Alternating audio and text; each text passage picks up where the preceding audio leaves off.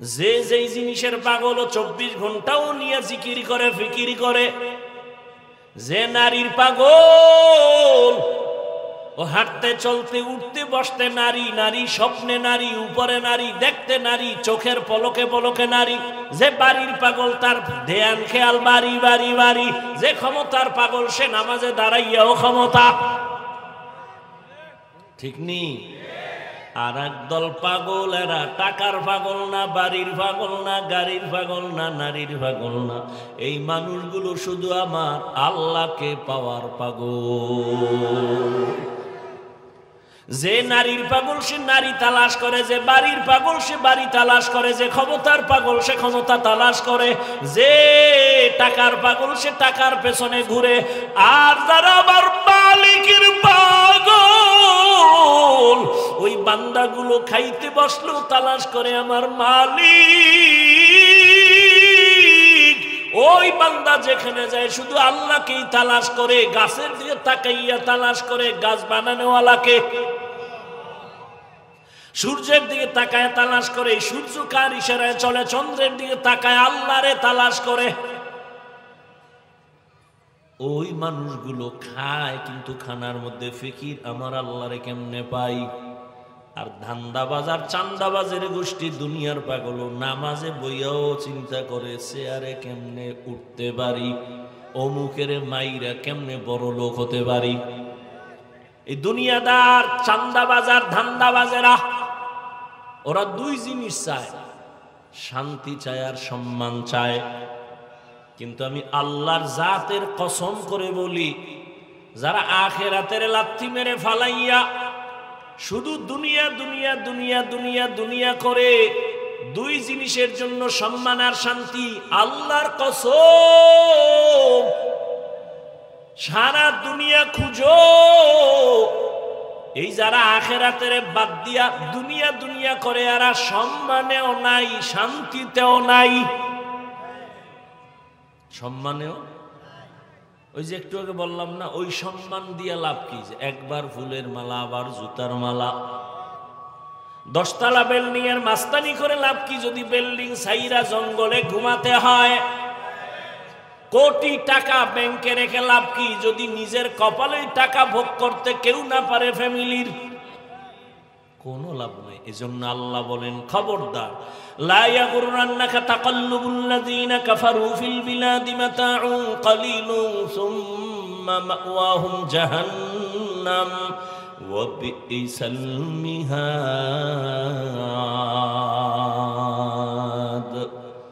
বেঈমান নাফরমানের গুলশান বাড়ি দ্বারা দেখে পাগল হইস না, এটি স্বপ্নের মতো, বিউটি পার্লারের মতো।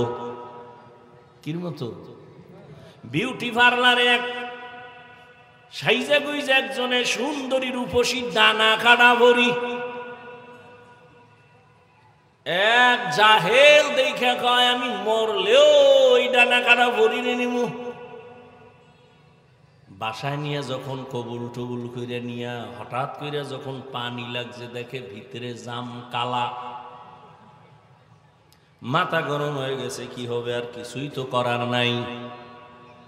রহমতের নবী বলেন আমি যদি দোয়া করতাম আল্লাহ উহুদ পাহাড়ের স্বর্ণ বানাও, আল্লাহ স্বর্ণ বানাইতেন, কিন্তু আমি উল্টা দোয়া করছি আল্লাহর কাছে, ও দয়ার মালিক আমারে গরিবী হালাতে বাঁচাইও, গরিবী হালাতে মরণ দিও, কিয়ামতের দিন গরিবদের সাথে হাসর করাইও। মায়ার নবী বলেন এই গরিবেরা কষ্ট পাইস না, বড় লোকের বাড়ি গাড়ি দেখে আফসোস করিস না, ধৈর্য ধারণ কর, কিয়ামতের কঠিন দিন বড় লোকের 500 বছর আগে গরিব জান্নাতে যাবি। বড় লোকের 500 বছর আগে গরিবরা জান্নাতে যাবি, বড় লোকের বাড়ি গাড়ি দেখে কোনো লাভ নাই, ওটি কিচ্ছু না। মাথার গাম পায়ে ফেলায় বিশাল বাড়ি গাড়ি করলো, কিন্তু আপন ছেলে মেয়ে বউ পর্যন্ত চায়, বয়স বেড়ে গেছে মরে না কেন? সবাই মনে মনে চায় মরলে ভাগ বটোয়ারা করে আমরা আনন্দ করতে পারি। যদি মরিয়া যায় একদিনের জন্য কেউ লাশ আর ঘরে রাখবে না, আপনজন ছেলে মেয়েরা কইবে নামা, একটা রাত না না না নামা, রাস্তার বাইরে ফালায় রাখ, দরজা লক কইরা দে, ওই লাশ ঘরে রাখা যাবে না। কার ঘামের বাড়ি এখন মাস্তানি কে করে? কোটি টাকার মালিক দেখো অভাব হয় না দূর, গরিব ঘুমায় আরাম করে মনটা বাহাদুর।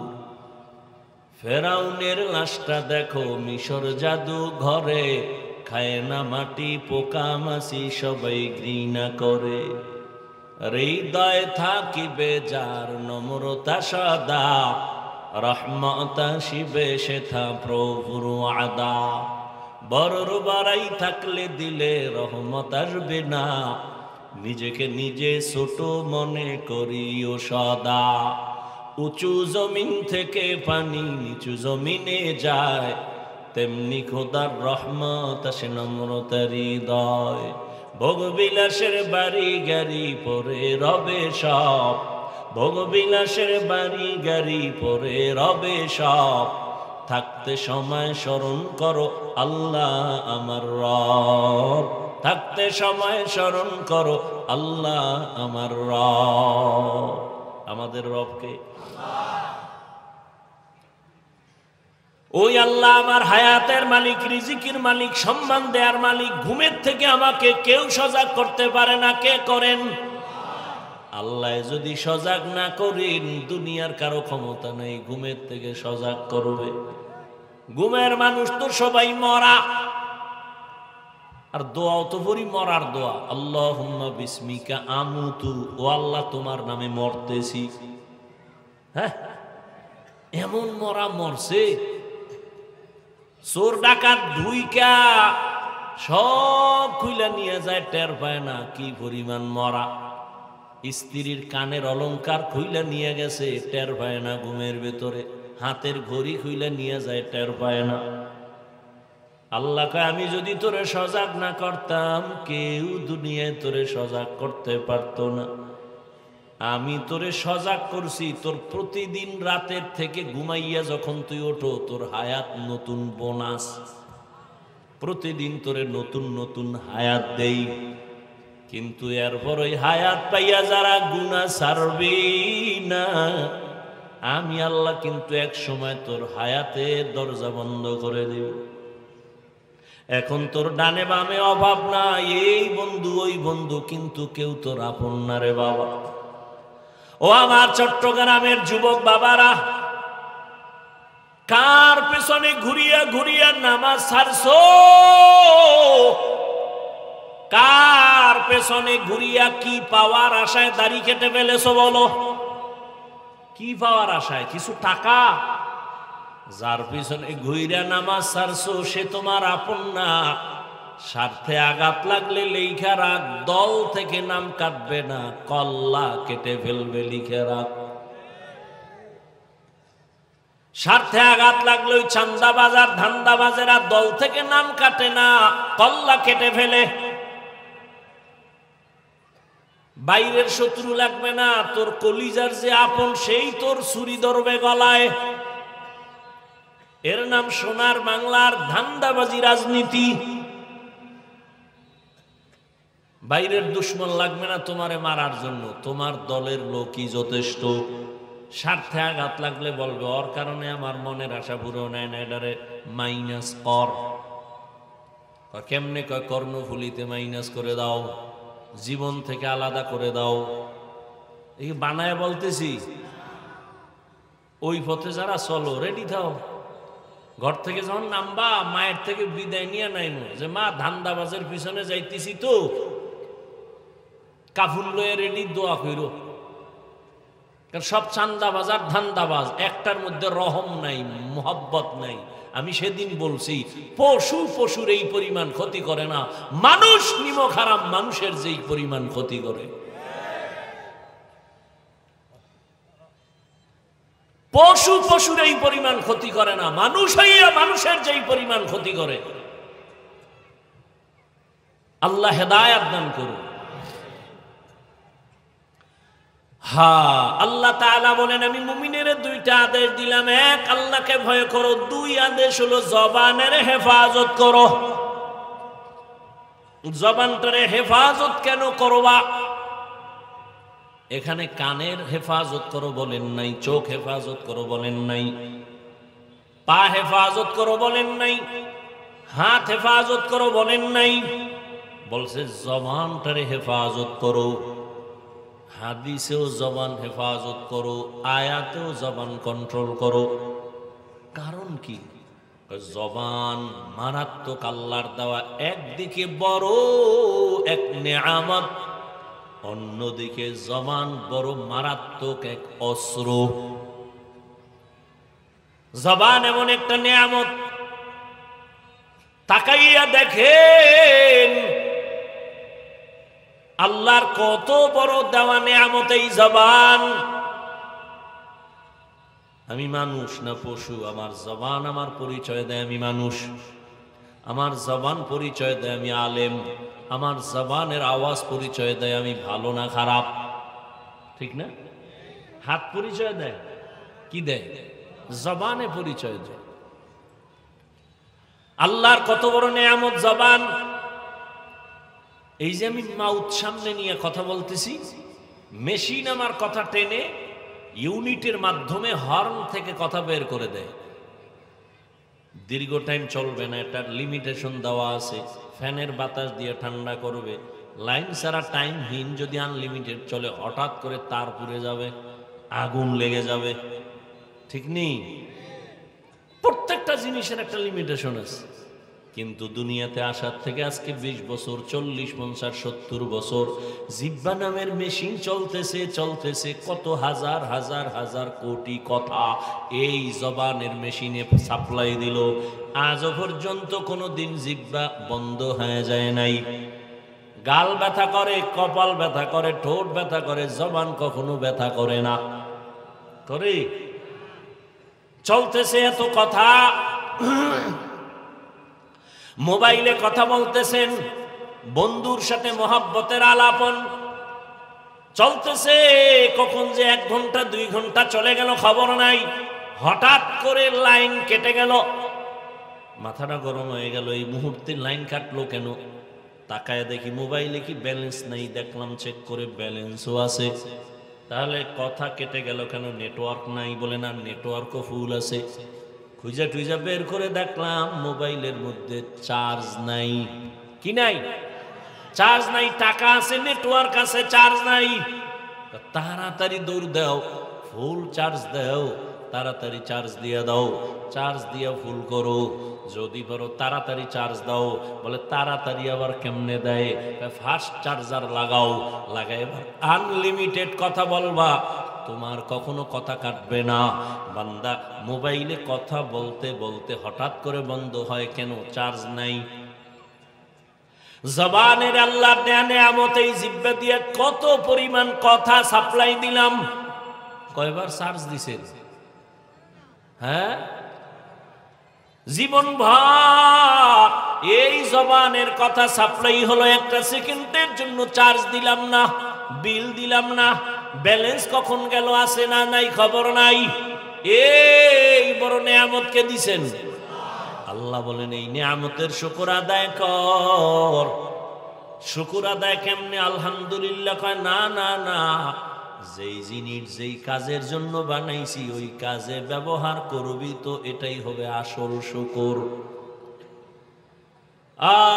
আল্লাহর বড় নেয়ামতে জিহ্বা। 1 প্লেট খানা নিছেন খাওয়ার জন্য, খানার ভেতরে আপনি হাত দিয়ে তদন্ত করেন, তরকারি নিলাম ভেজাল আসেনি? চোখ বলে ভেজাল নাই, হাতও বলে খানার প্লেটে ভেজাল নাই। এবার নিশ্চিত হয়ে 1 লোকমা মুখে দিছি, জিহ্বায় গিয়া আটকায় ফেলছে, ভিতরে নেওয়া যাবে না, লোকমার মধ্যে ভেজাল আছে। হাত কয় ভেজাল নাই, চোখ বলে ভেজাল নাই, জিহ্বায় কয় ভেজাল। কি ভেজাল? জিহ্বায় বাড়ি দিয়া কয়েকটা চিকন চুল আছে, ফেলে দাও।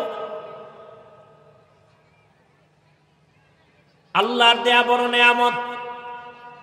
আল্লাহ কয় জবানটারে কন্ট্রোল কর। কেন কেন বলে জবানটা যেমন বড় নেয়ামত তেমন মারাত্মক এক অস্ত্র। বলে কেমন অস্ত্র? বলে বেলেটের মতো ধার, ডানে কাটে বামে কাটে সামনে কাটে পেছনে কাটে। জিহ্বা নামের অস্ত্রটা বেলেটের থেকে মারাত্মক, যেদিকে মারে কেটে যায়। কেমনে? কয় দেখো জিহ্বা দ্বারা, এই একই জিহ্বা দ্বারা একটা অমুসলিম যখন বলে লা ইলাহা ইল্লাল্লাহ, এই জিহ্বার একটা আওয়াজে সে এখন আর অমুসলিম নাই, সে এখন ধর্মীয় একজন ব্যক্তি, ইসলামের ছায়া আশ্রয় নিয়ে নিল, মুসলমান। ঠিক না? আবার এই একই জিহ্বা বেলেটের মতো ধার, একই অস্ত্র, ওরে হাত দিয়া মুসলমান বানায় নাই, কান বানায় না, চোখ বানায় না, জবান বানায় দিছে। আবার এই জবান দিয়েই বলে আমি আল্লাহ মানি, নবী মানি, কোরআন মানি, হাদিস মানি, তবে আল্লাহর আইনে রাজনীতি মানি না। সাথে সাথে বেঈমান হয়ে গেল। একই জিহ্বায় তারে মুমিন বানাইছে, আবার এই জিহ্বার কথায় সে এখন বেঈমান হয়ে গেল। ঠিক না? অপরিচিত একটা মাইয়ারে যুবক ধইরা কয় তুই আমার বউ হবিনি, বল কবুল। দুইজনের সামনে মেয়ে বলে ফেললো কবুল। জবানের এক কথায় বউ হয়ে গেল। আবার এই জবানের একটা কথায় যদি বলে তুই তালাক, কেসা খতম। একই জবানের কথা। এই জবানের একটা জিহ্বার আওয়াজ দিয়া বিচারক চেয়ারে বৈশা ফাঁসির আসামিকে কয় তোরে বেকসুর খালাস, ফুলের মালা পরে বাড়ি যায়। আবার এই বিচারপতি এই জিহ্বা নাড়ায় যদি নিরপরাধের কয় পুলিশের ধর, নিরপরাধের হাতে হ্যান্ডকাপ লেগে যাবে। এই জন্য জবানটারে কন্ট্রোল করো। কেন? কয় এর মধ্যে আরো ঝামেলা আছে। কয় কেন? কয় পা যদি অন্যায় করে বেঁধে দাও, আর অন্যায় করবে না। হাত যদি অন্যায় করে রশি দিয়ে বাঁধো, হাত আর অন্যায় করবে না। কান যদি অন্যায় আওয়াজ শুনে পট্টি লাগায় দাও, আর আওয়াজ আসবে না। চোখ যদি তোমার অন্যায় জিনিস দেখে নেকাব লাগাও, নেকাব, কালো চশমা লাগাও, দেখবে না। তাহলে হাতেরে কন্ট্রোল করা সহজ, হাত পাকে কন্ট্রোল করা সহজ, কান কন্ট্রোল করা সহজ, চোখ কন্ট্রোল করা সহজ। জবানটারে কেমনে আটকাইবেন? জবানটা তো আমার থেকে অ্যাডভান্স। আমি ঘুমায় গেল জবান চলে, আমার অর্ডার ছাড়াই চলে। চলে না? একজনে কাঁচা ঘুমের মধ্যে ডাক দিছে, ও আমার কাঁচা ঘুমের ডাক দিল কি? ওই কাঁচা গালি। ও গালি শুনে দিছে দৌড়, তোর বন্ধুর গুল্লি মারি, তোর সাথে আর কথা নাই। সকালবেলা উঠা টেলিফোন করছে, বন্ধু কই আছো? তোর সাথে আর কথা নাই। কেন? রাতের বেলা যে কাঁচা গালি দিছো, জমিনেও ধরে না, আসমানেও ধরে না। কেন? নাউজুবিল্লাহ, আমি তো কোনো গালি দেইনি। ভাই যদি রেকর্ড করতাম টের পাইতি। কি বলছি আমি নিজেই তো জানি না। আমার অর্ডার ছাড়া জবান চলতে থাকে, এত বড় মারাত্মক। এটা আটকায় রাখা যায় না।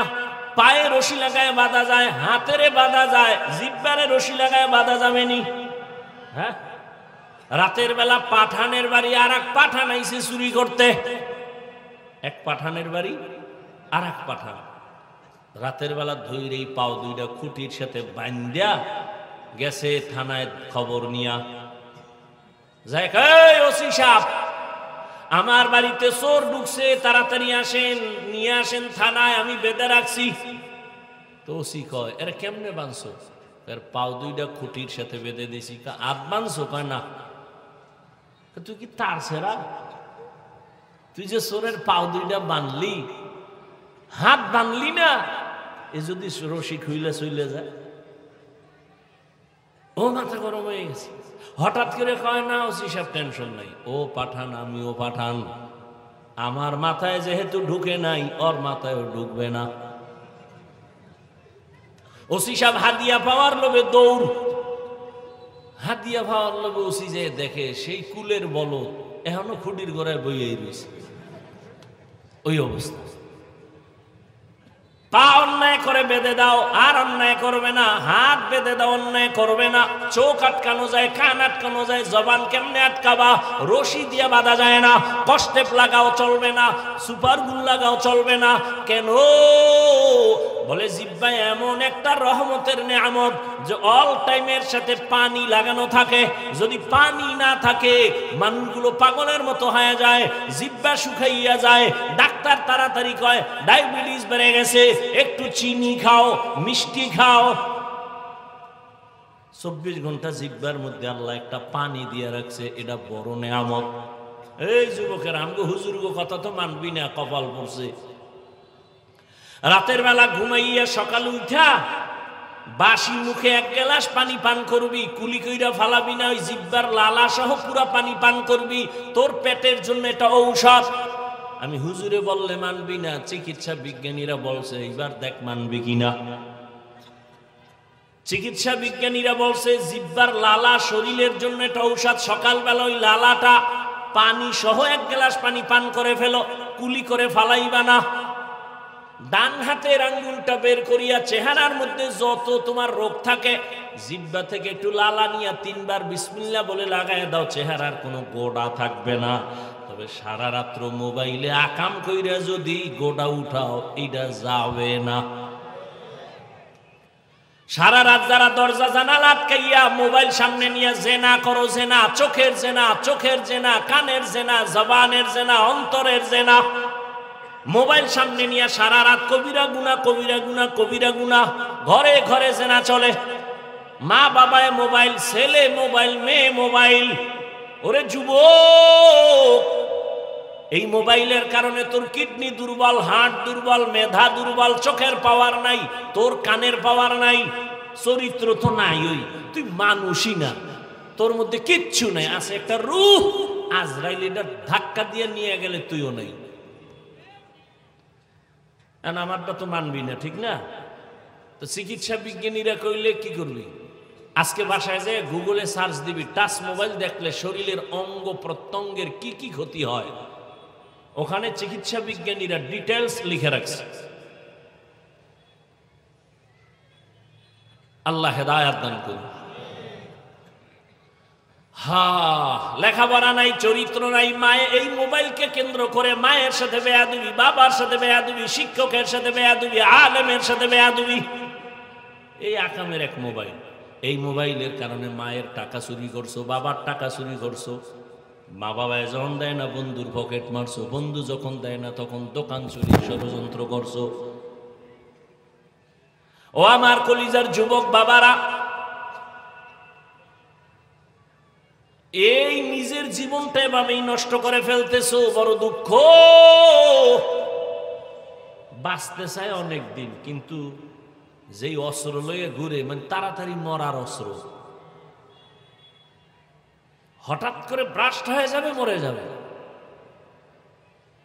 চোখের পাওয়ার কমতেছে, কানের পাওয়ার কমতেছে, হার্ট দুর্বল হইতেছে, ব্রেন দুর্বল হইতেছে, চরিত্র শেষ, লেখাপড়া নাই, সব শেষ। বাঁচতে চায় বেশি, কিন্তু অ্যাটম বোম হাতে লয়ে চলে যে তাড়াতাড়ি মরবে। আর এক মরণের ফাঁদ হইল বাইক। নতুন মরণের ফাঁদের নাম কি? বাইক। ওইটার উপরে উঠলেই শরীর থেকে শুধু আগুন বের হয়। কি এর শীত? চাদর মাদুর ফালায় দেয়, কোনো শীত নাই। ওটা বইলেই খালি আগুন, শরীর গরম। পেছনে যদি বিপরীত কোনো পার্স থাকে তো আরো আগুন। দৌড় একদিকে দিয়ে ধাম করে বইরা, বাইক একদিকে, আর একদিকে রক্তক্ষরণ হচ্ছে, টেলিফোন, বাবা লাশ নিয়ে যাও। বাঁচতে চায় বেশি, কিন্তু যে আকাম করে দ্রুত মরার। জানিয়ে চলো যুবক বাবা, দ্রুত মরবা, সেই ফন্দি নিয়ে চলতেছে। বলার দায়িত্ব আমার, মানবা কিনা সে দায়িত্ব তোমার। চাও বাঁচতে, কিন্তু জানিয়ে চলো, এটি তাড়াতাড়ি মরার বুদ্ধি, আর কিছুই না। মরণস্ত্র নিয়ে হাঁটতেছ। আল্লাহ হেদায়াত দান করুন, আল্লাহ হেদায়াত দান করুন। রাগ করতেছেন যুবক বাবারা? আমি কিন্তু কাউকে এখানে হুজুর বানাইতে আসি নাই, ভয়টাই ভাইও না যে আপনি আমাকে কি হুজুর বানাইবেন না, ভুলেও না, কোনো টেনশন নেই। বরং হুজুর যাতে না হও সেই বুদ্ধি দিয়ে যাব। বইও জবানকে হেফাজত করো, কেবল হাত কন্ট্রোল করা যায়, পা কন্ট্রোল করা যায়, চোখ কান কন্ট্রোল করা যায়, জিহ্বা কন্ট্রোল কেমনে করি, কষ্টে লাগবে না। আল্লাহ কয় এই জিহ্বা দিছি আমি, বড় নিয়ামত, এটারে দুনিয়ার কোনো অস্ত্র দিয়ে আটকাইতে পারবি না। আমি আল্লাহ দয়া করে একটা মেডিসিন দিছি আমি, ওইটা ব্যবহার কর, জিহ্বাটা কন্ট্রোল হয়ে যাবে। আমার দেওয়া মেডিসিনের নাম হলো তাকওয়া। हर के दारन खौफे हक़दार दिल मदाम जन्नतुल मअवा हद ओ रामकाम जुज़बा हक़ची ज़े मखाअज़ इंसुजा फज़ले उ आमस्ते दर जुमला जहां। ও আমার কলিজার যুবক বাবারা, ও পর্দার আড়ালের মা বোনেরা, ও বৃদ্ধ বাবাজিরা,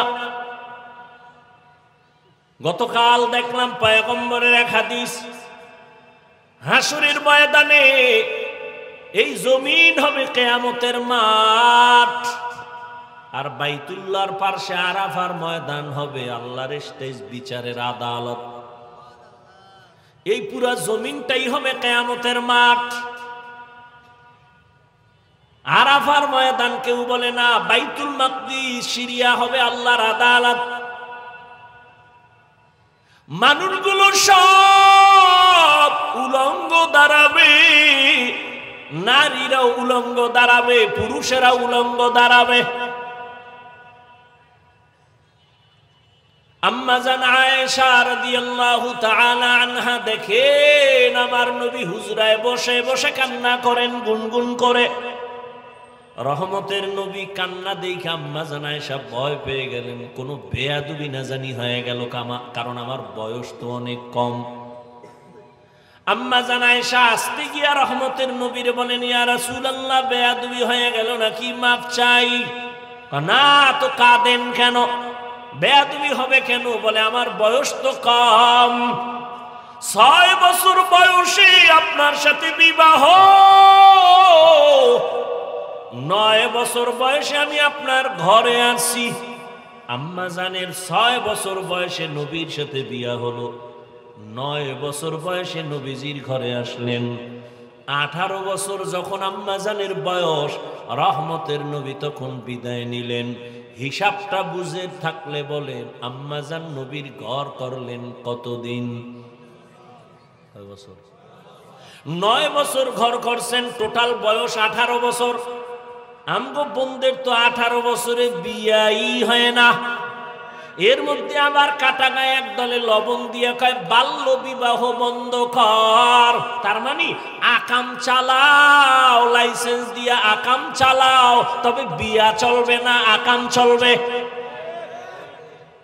বাল্য বিবাহ বন্ধ করো মানে আকাম চলবে, বিয়া চলবে না, হারাম চলবে, হালাল চলবে না। আম্মা জান আয়েশা 9 বছর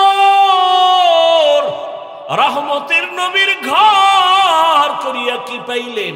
আম্মা জান বলেন আমি 9 বছরে রহমতের নবীর এমন দোয়া পেয়েছি, আমি 2000-এর উপরে হাদিসের হাফেজা হয়ে গেছি। আমনে গো ঘরের বউরা কয়টা হাদিস পারে? পারে? আমনেরা তাহলে হাদিস হলেন কেমন? 200-500 তো হাদিস জানা দরকার। আল্লাহ হেদায়েত দান করেন। আম্মা জান আয়েশা বলেন, ইয়া রাসূলুল্লাহ আপনি কান্না করেন কেন? মায়ার নবী চোখের পানি ছেড়ে বলেন, ও আয়েশা আমি 2 কারণে আমি বেশি কান্না করি, 2টা কথা মনে পড়লে বেশি কাঁদি। এক, আমার জীবনে অনেক কষ্টের জীবন ছিল, দুনিয়াতে আইসা কোনোদিন আব্বু বলে ডাকতে পারি নাই। 6 বছর আমি মা হারায় ফেলেছি, 8 বছরে আমার দাদারেও হারায় ফেলছি। আমি জীবনে বাবার আদর পেলাম না, মায়ের আদর পেলাম না। আমার জীবনে দুনিয়া দারুল আসবাব হিসাবে আমার ছায়া ছিল 2টা। এক ছায়া আমার চাচা আবু তালেব, আর এক ছায়া হলো আমার সহধর্মিণী খাদিজা। আমার ওই দুঃখের সময় মক্কার মানুষ আমাকে রাস্তায় রাস্তায় কাটা দেয়, হাঁটতে দেয় না। দুশমন আমাকে মারার জন্য কত ষড়যন্ত্র। আমার একদিন আর 2 দিন না 3 বছর পর্যন্ত শিয়াবে আবু তালিবের মধ্যে গৃহবন্দী করে রাখছে। চারদিকে পাহাড়, আমারে মাঝখানে আটকাইয়া। আমার 4টা কন্যা সহ আমি সেখানে 1 দিন না 2 দিন না প্রায় 3 বছর। আমারে খানাও দেয় না, পানিও দেয় না। আমি ক্ষুধার যন্ত্রণায় গাছের পাতা সিরা সিরা খাইয়া চাবাইয়া চাবাইয়া পেটের ক্ষুধা নিবারণ করেছে। ওই সময় আমার পাশে আইসা আমার খাদিজাও আমার পাশে আইসা হাজির। আমার ওই খাদিজা আরবের মধ্যে অনেক টাকার মালিক, কোনো কলঙ্ক নাই। আরবের বেঈমানরা আমারে গালি দেয়, খাদিজারে গালি দেয় না। ওই খাদিজা এরপরও সব ফালাইয়া আমার সাথে আইসা সেও গাছের পাতা চাবাইয়া খাইয়া কষ্ট করে। আমি হেরা পাহাড়ে থাকতাম, আল্লাহর ধ্যানে কাটাইতাম। খাদিজা আমার জন্য নাস্তা নিয়ে যাইতেন। ও আয়েশা, ওই খাদিজার কথা যখন আমার মনে হয় আমি চোখের পানি ধরে রাখতে পারি না। আর একটা কারণে বেশি কান্না হয়, কিয়ামতের ময়দানের কথা যখন মনে পড়ে চোখের পানি ধরে রাখতে পারি না। আমার উম্মতের কথা মনে হয় আমি কান্না করি। কিয়ামতের ময়দান বড় ভয়ঙ্কর হবে, নারী পুরুষ সব উলঙ্গ দাঁড়াবে। আম্মা জান আয়েশা বলেন, ইয়া রাসূলুল্লাহ, লজ্জা কি পাবে না? নবীজি বলেন, আয়েশা, লজ্জা পাবে দূরের কথা, কেউ কারো দিকে তাকাবার মতো হুঁশই থাকবে না। কেউ কারো দিকে তাকাবার হুঁশ থাকবে না। সব সূর্যের গরমে মাথা ফেটে যাবে। সূর্যটার গরমে মাটির জমিন পুড়িয়ে তামা হয়ে যাবে। নবীদের কোনো গুনাহ নাই, তারাও কান্না করবেন নিজেদের চিন্তায়। উম্মতেরা পাগলের মতো হয়ে যাবে। অন্যদিকে জাহান্নামের আওয়াজ, জাহান্নাম চিৎকার দিবে, আল্লাহ বেনামাজি গুলো কই? বেনামাজি গুনাহগার গুলো আমার পেটে দাও, আমার পেটে বড় ক্ষুধা। আমি আল্লাহ পাক রব্বুল আলামিন জাহান্নামের শিকল লাগায় ফেরেশতা দিয়ে বাঁধাবো। আম্মাজানকে নবী ঘটনা শুনান, আম্মাজানও কাঁদেন, নবীও কান্না করেন। নবীরা পর্যন্ত কি পরিমাণ ভয়ঙ্কর হালাত হলে নিজেরাও কান্না করবেন। আদম নবী কাঁদবেন, মুসা নবী কান্না করবেন, ঈসা নবী কান্না করবেন, ইব্রাহিম নবী কান্না করবেন। নিজের চিন্তায়, উম্মতের কোনো চিন্তাই তাদের আর থাকবে না। আম্মা জান আয়েশা রাদিয়াল্লাহু আনহা বলেন, তখন কি উপায় হবে? বলে, উম্মতেরা পাগলের মতো দৌড়াবে, কোথায় যাবে? আদম নবীর কাছে যাবে, তিনি ফিরাই দিয়া বলবে আমি পারবো না। সুপারিশের জন্য মুসা নবীর কাছে যাবে, তিনিও ফিরাই দিবেন। যাইতে যাইতে সব শেষ হইয়া এক পর্যায়ে উম্মত আমারে তালাশ করবে। আম্মা জান আয়েশা বলে, নবী আপনাকে কোথায় পাওয়া যাবে? নবী বলেন, ও আয়েশা, আমি তখন আমার আল্লাহর কুদরতের সামনে মাকামে মাহমুদে সিজদায় পড়ে কান্না করব। সব নবীরা কাঁদবেন নিজের জন্য, আর আমি শুধু কান্না করব, আল্লাহ আমার উম্মতের বাঁচাও, আমার একটা উম্মত যেন জাহান্নামে না যায়। আমি শুধু উম্মতের জন্য কান্না করব। নবী বলেন, সেদিন একজন নেককার ব্যক্তিকে আল্লাহ দাঁড় করাবেন, জীবনভর শুধু নেক আমল। হঠাৎ করে যখন তার কিছু হালকা পাতলা গুনাহ আমল নামায় ওজন দিবে, দেখবে নেকের পাল্লা ভারীতে একটা নেকের মাত্র অভাব আছে। একটা নেক হইলেই সে জান্নাতে চলে যাবে। আল্লাহর বান্দাকে আল্লাহ বলবেন, দেখো তো তোমার আত্মীয় স্বজন আছে, একটা নেক নিয়ে আসো, যাও। দেখো এই হাসরের মাঠে একটা নেককে তোমাকে দেয়। আল্লাহর বান্দা তখন দৌড়াবে হাসরের ময়দানে। আরে ঘামের সাগরে কেউ হাবুডুবু খাবে, কেউ কান্না করে করে রক্ত বের হবে। এতটা কঠিন হালাত। নেক একটা নেকের টান মাত্র ছেলের কাছে যাবে, দিবে না, পরিচয় দিবে না। হঠাৎ কইরা একজন আল্লাহর বান্দা বলবে, এই দাঁড়াও, তুমি দৌড়াও কেন? কয় ভাই তুমি কি বুঝবা? কয় বলো। কয় আমার একটা নেকের টান আছে, যদি একটা নেক পেয়ে যায় আমি জান্নাতে যাব।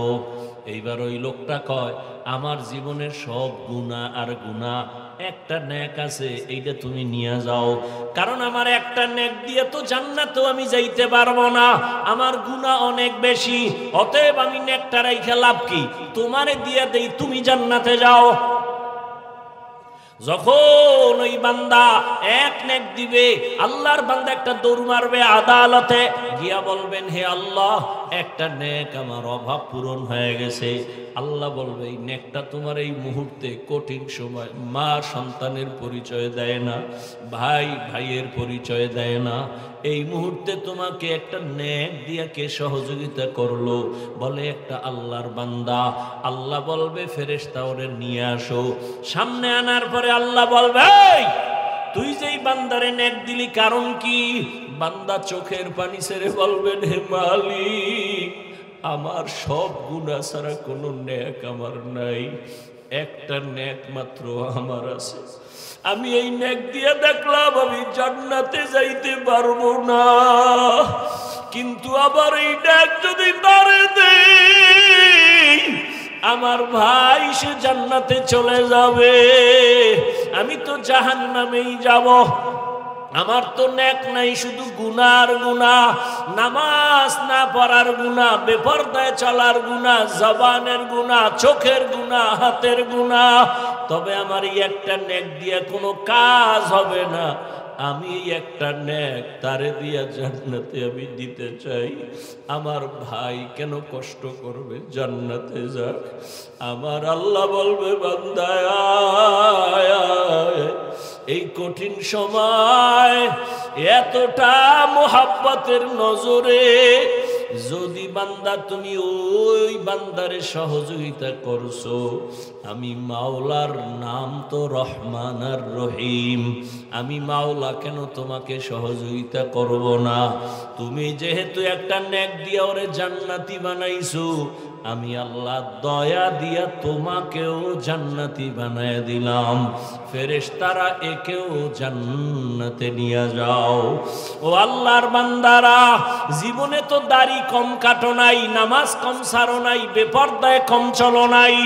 আমি একটু আগেই বলছি রে যুবক, আমি তোমাকে এতক্ষণ যে বয়ান শুনাইলাম একবারও কিন্তু বলি নাই আমার মতো টুপি লাগাও, আমি একবারও বলি নাই আমি কওমি মাদ্রাসার সন্তান তোমরাও কওমিতে যাও, স্কুল বন্ধ করে দাও, বলি নাই।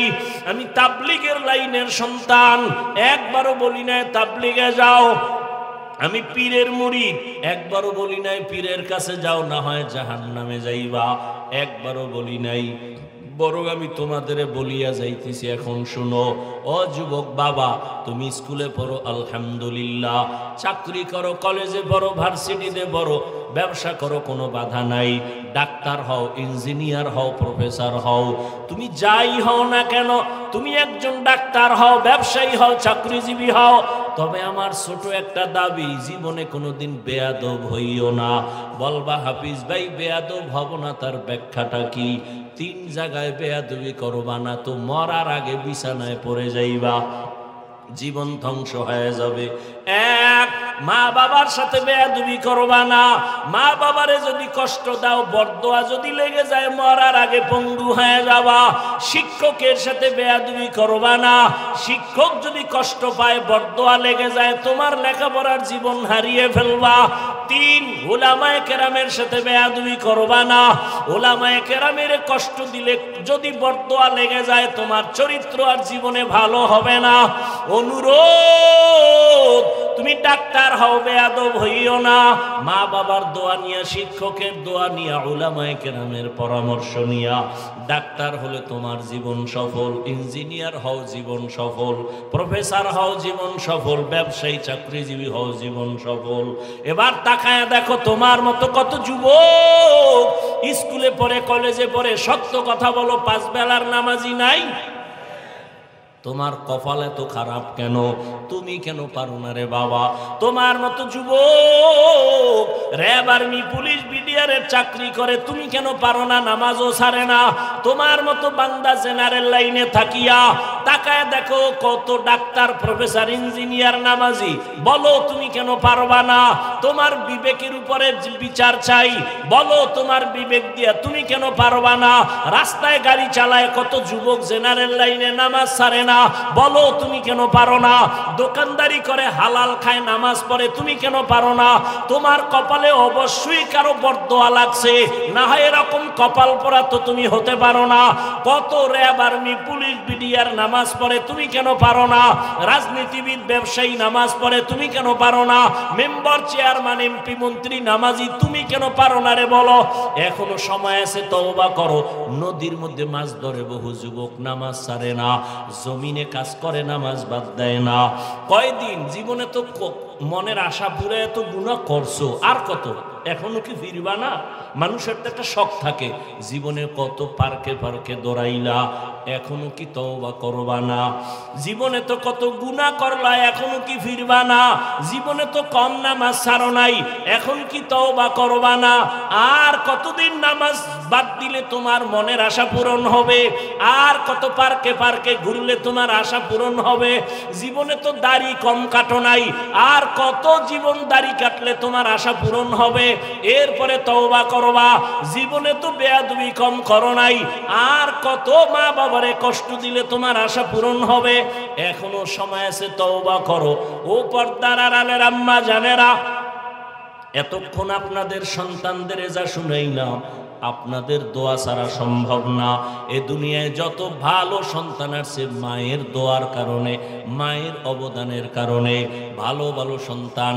গাছ ভালো হলে ফল ভালো, মা বাবার আদর্শ ভালো হলে সন্তান ভালো হবে।